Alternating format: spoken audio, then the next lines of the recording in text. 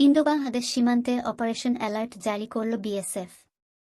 ভারতীয় সীমান্তরক্ষী বাহিনীর তরফে জানানো হয়েছে, বর্তমানে বাংলাদেশে আইনশৃঙ্খলাজনিত যে পরিস্থিতি তৈরি হয়েছে সেটা বিবেচনা করে পুরো সীমান্তে সেই সতর্কতা জারি করা হয়েছে।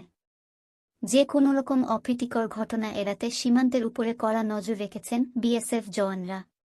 তারা অত্যন্ত সতর্ক আছেন।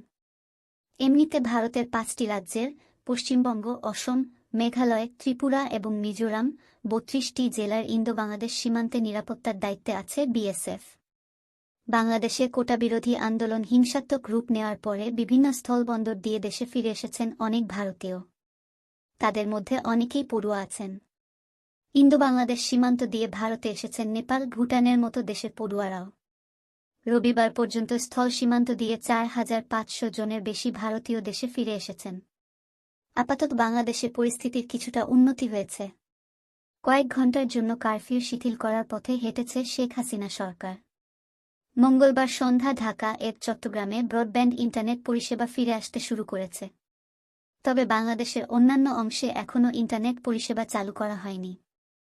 সেই সঙ্গে এখনও মোবাইল ইন্টারনেট পরিষেবা চালু করার পথে হাঁটেনি বাংলাদেশ সরকার। বন্ধ রয়েছে সোশ্যাল মিডিয়াও। তারই মধ্যে মঙ্গলবার বাংলাদেশের প্রধানমন্ত্রী শেখ হাসিনা জানিয়েছেন যে মানুষের জীবনের স্বার্থে কারফিউ মোতায়েন করা হয়। দেখলেই গুলি চালানোর নির্দেশ দেওয়া হয়েছিল বলে বিএসএস নিউজ এজেন্সিকে উদ্ধৃত করে সংবাদ সংস্থা পিটিআইয়ের প্রতিবেদনে জানানো হয়েছে। হাসিনা বলেন যে কমপ্লিট শাটডাউনের কারণে দেশের জীবনযাপন অচল হয়েছিল। সেই সঙ্গে কোটাবিরোধী আন্দোলন ঘিরে যে হিংসা ছড়িয়েছিল সেজন্য বিরোধী বিএনপি এবং জামাতে ইসলামীর উপরে দোষ চাপিয়েছেন হাসিনা। বাংলাদেশের প্রধানমন্ত্রী বলেন, ওরা অসংখ্য সরকারি এবং বেসরকারি বাস জ্বালিয়ে দিয়েছিল, পুড়িয়ে দিয়েছিল বাস, ট্রাক। সেই পরিস্থিতিতে বাধ্য হয়ে বাংলাদেশে কারফিউ জারি করতে হয়েছে বলে জানান হাসিনা।